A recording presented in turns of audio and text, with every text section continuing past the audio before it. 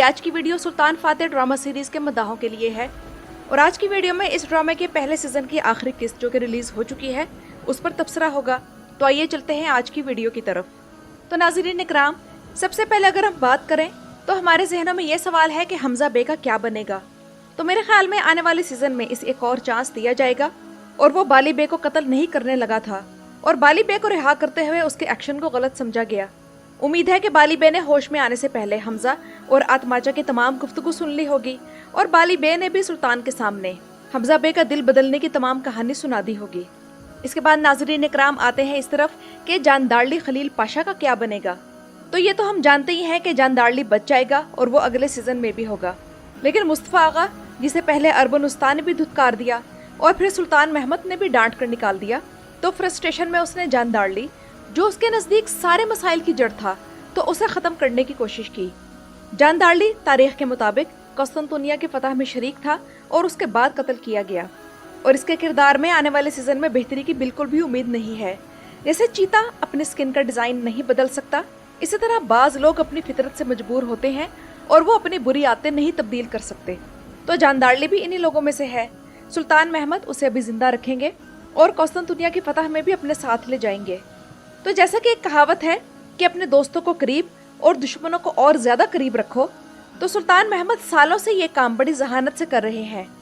दूसरी तरफ नाज़रीन इकराम, मुस्तफ़ा आगा अभी भी एक अहम किरदार है जिसका जिंदा रहना जरूरी है। वैसे तो सुल्तान महमद शुरू ही से जानदारली पाशा के बारे में जानते हैं कि कुस्तुनतुनिया की फतह की राह में ये वज़ीर आज़म रुकावटें शुरू से खड़ी कर रहा है, लेकिन जानदारली का हाला सुल्तान और हलीमा खातून से जो लिंक है इसके बारे में मुस्तफ़ा आगा ही इंकशाफ कर सकता है। जबकि इस सीजन में आप लोगों ने सुल्तान महमद की 2 बीवियां तो देख ली हैं, लेकिन हो सकता है कि आने वाले सीजन में सुल्तान फातेह की एक और बीवी की भी एंट्री हो जिसका नाम तारीख के मुताबिक चिचक खातून था। क्या आप लोग जानते हैं या जानना चाहते हैं कि सुल्तान फातेह के दौर में ऐसा कौन सा वाकया हुआ था जिसके बाद उन्होंने उस्मानी बादशाहों के लिए ये कानून बना दिया था कि उस्मानी सलातीन तुर्क औरतों से शादी नहीं करेंगे। और आप में से जिन लोगों ने तारीख पढ़ रखी है वो खुद देख लें कि सुल्तान फातेह के बाद आने वाले उस्मानी सलातीन ने फिर तुर्क औरतों से शादी पर पाबंदी को बड़े अच्छे तरीके से फॉलो किया था।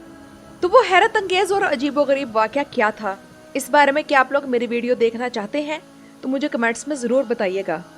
चिचक खातून के तौर पर किस अदाकारा को आना चाहिए, या आप लोग चिचक खातून के किरदार के तौर पर किस टर्किश अदाकारा को देखना चाहेंगे।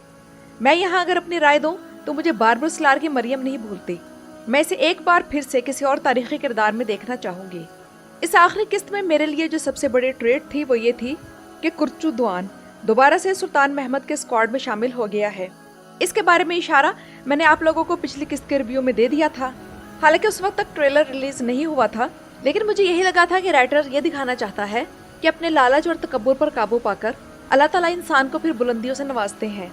तो जैसे कि कुर्चू दुआन उसी स्क्वाड में शामिल हो गया है जो कुस्तुनतुनिया फतह करने जा रहा है, तो आप जरा कुर्चू दुआन का तब चेहरा देखें जब वो पहली मर्तबा सुल्तान महमद की बैत कर रहा था तो किस तरह उसका मुंह लटका हुआ था,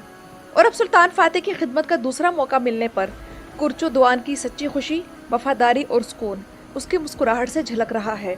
आग शमसुद्दीन की सोहबत ने उसे हीरा बना दिया है और अब वो उस माइटी स्क्वाड का हिस्सा बन गया है जिसकी किस्मत में नबी करीम सल्लल्लाहु अलैहि वसल्लम की पेशन गोई को पूरा करने की सादत आई है। और जैसा कि इस ड्रामे में हर एक की एक खसूसियत है, तो एवरानोस अली को हम कैसे भूल सकते हैं जिन्होंने एक बार फिर सुलेमान शाह के बाद एक लाफानी किरदार निभाया है और शहजादा ओरहान का कांटा निकालने की जिम्मेदारी भी इन्हीं के कंधों पर आई। तो शहजादा ओरहान का मामला खत्म होने के बाद अब सुल्तान महमद यकसुई के साथ अपनी फतह पर तवज्जो दे सकते हैं। और किस्त के आखिर में इस सीरीज के किरदारों और उनका कुस्तुनतुनिया की फतह से क्या ताल्लुक था, तो इस बारे में फ्लैशबैक बहुत इम्प्रेसिव था। खास तौर पर अरबन उस्ताद की कहानी बहुत ज्यादा गमगीन करने वाली है। उन्हें अपनी बेटी से मुलाकात तो नसीब ना हुई, लेकिन खुशी इस बात की है कि उन्हें बिलाखिर इस्लाम की दौलत मिल गई। और नाज़रीन इकराम, आप में से जो लोग जिनका सूफियत की तरफ रुझान है तो वो ये सोच रहे होंगे कि कुर्चू दुआन दरवेश क्यों नहीं बना। तो नाज़रीन इकराम, दरवेशी सिर्फ चोगा पहनने और खानकाह में अल्लाह अल्लाह करने का नाम नहीं है। अगर ऐसा करना सही होता तो नबी करीम सल्लल्लाहु अलैहि वसल्लम के विसाल के बाद सहाबा कराम रिजवानुल्लाह अलैहिम अजमाइन मस्जिद नबवी में बैठकर यही काम करते।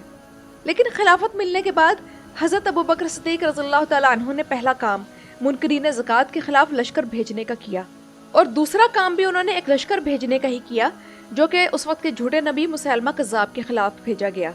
جبکہ یہی حضرت ابوبکر رضی اللہ تعالیٰ عنہ تھے جنہیں اللہ کا اتنا خوف تھا کہ ایک تنکا ہاتھ میں لے کر کہا کرتے تھے، کاش میں یہ تنکا ہوتا اور مجھے بکریاں کھا جاتی اور مجھ سے قیامت کے دن کوئی حساب کتاب نہ ہوتا۔ تو اس سے معلوم ہوا کہ ایک بادشاہ وقت بھی اپنے اندر درویش ہو سکتا ہے۔ تو درویشوں کے قتل عام کی خبر جب آگ شمس الدین اور سلطان محمد کی موجودگی میں دی گئی تو سلطان فاتح نے آگ شمس الدین کو بالکل صحیح جواب دیا تھا کہ درویشوں کے لیے مناسب ہوگا کہ وہ بدلہ نہ لیں، لیکن میں بادشاہ وقت ہوں اور انصاف لینا اور کرنا میرا فرض ہے، اس لیے پھر سیفرانکس کو موت کے منہ میں پہنچایا گیا۔ اور اس ڈرامہ سیریز کے سب سے اہم کردار پر تو تبصرہ رہ ہی گیا۔ تو ناظرین اکرام، سلطان فاتح پر اب تک 2 ڈرامے اور 1 فلم آ چکی ہے، تو ذرا مجھے بتائیے کہ آپ میں سے جن لوگوں نے یہ پچھلی 1 فلم اور یہ ڈرامہ دیکھ رکھا ہے تو ان تینوں میں سے سلطان فاتح کا کردار کس نے بہترین طور پر ادا کیا ہے، اور اپنے پسندیدہ سلطان فاتح کو آپ 100 میں سے کتنے نمبر دیں گے؟ تو اگر میں بات کروں تو میرے حساب سے سرکان چائے اوگلو اس کردار کو 100% اچھے طریقے سے کیری کر رہے ہیں، اور سرکان چائے اوگلو کے سلطان فاتح کے طور پر اینگری لک زبردست لگتی ہے۔ اس کے علاوہ مجھے اب تک یہ گلا تھا کہ سلطان ہو کر بھی یہ محل کے اندر اور باہر موجود غداروں سے کیوں واقف نہیں، لیکن اس آخر قسط میں زاغنوس پاشا کے ساتھ ایک سین میں سلطان فاتح نے ثابت کر دیا کہ ان کی آنکھیں اور کان ہر جگہ دنیا میں موجود ہیں، ان جاسوسوں کے ذریعے جو انہوں نے تعینات کر رکھے ہیں۔ اور ناظرین اکرام، مجھے اس قسط میں حد سے زیادہ دکھ حلیمہ سلطان کی موت کا ہوا کہ سلطان محمد فاتح کے خلاف بیجا خوف پہلے اس سے اس کا بچہ چھیننے کی وجہ بنا، پھر اب یہ نوبت آ گئی کہ وہ اپنی جان سے ہی ہاتھ دھو بیٹھی۔ اس سے معلوم ہوتا ہے کہ زندگی میں سچائی کے راستے پر چلنا، ہر معاملے میں اوور تھنکنگ نہ کرنا اور اللہ تعالیٰ سے پر امید رہنا آپ کو ہر ایک سے بے نیاز کر دیتا ہے اور بہت سی مشکلات سے بچا لیتا ہے۔ لیکن ناظرین اکرام، یہ بات میں نے ڈرامے کی کہانی کے حساب سے کہی، اگر تاریخی حساب سے دیکھا جائے تو یہ سلطان فاتح ہی تھے جنہوں نے اپنے بھائیوں کی موت کا حکم دیا تھا۔ بہرحال یہ ڈرامہ بنانے والوں کی مجبوری تھی کہ وہ اس قسم کی تاریخ اپنے ناظرین کو نہیں دکھا سکتے تھے، اس لیے انہوں نے اس معاملے میں واقعات کو ٹویسٹ کیا۔ اور سچ بات تو یہ ہے کہ تاریخ بڑی ہی ظالم چیز ہے، یہ صدیوں بعد بھی اپنے پڑھنے والوں اور آج کل کے جدید دور میں جب تاریخ پر ڈرامے بنائے جانے کا رجحان ہے تو یہ اپنے دیکھنے والوں کو غمزدہ کر دیتی ہے۔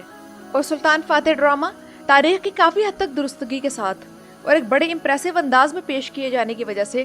ایک آل راؤنڈر پروڈکشن بن چکی ہے۔ شاید دوسرے تاریخی ڈراموں کے مداح مجھے اس بات پر کرٹیسائز کریں، لیکن یہ سچ ہے کہ میرے حساب سے میرے پسندیدہ ڈراموں میں سلطان فاتح پہلے نمبر پر، دوسرے نمبر پر درل شارترول اور تیسرے نمبر پر اوینش بیوک سلجوقلو اور کرولش عثمان پسند ہے۔ اور سلطان فاتح ڈرامہ جب تک ریلیز نہیں ہوا تھا تو مجھے پہلے نمبر پر درل شارترول، دوسرے نمبر پر اوینش بیوک سلجوقلو اور تیسرے نمبر پر کرولش عثمان پسند تھا۔ اس بارے میں آپ لوگ بھی اپنے رائے کا اظہار ضرور کیجیے گا۔ اپنا قیمتی وقت نکال کر میری ویڈیو دیکھنے کا شکریہ۔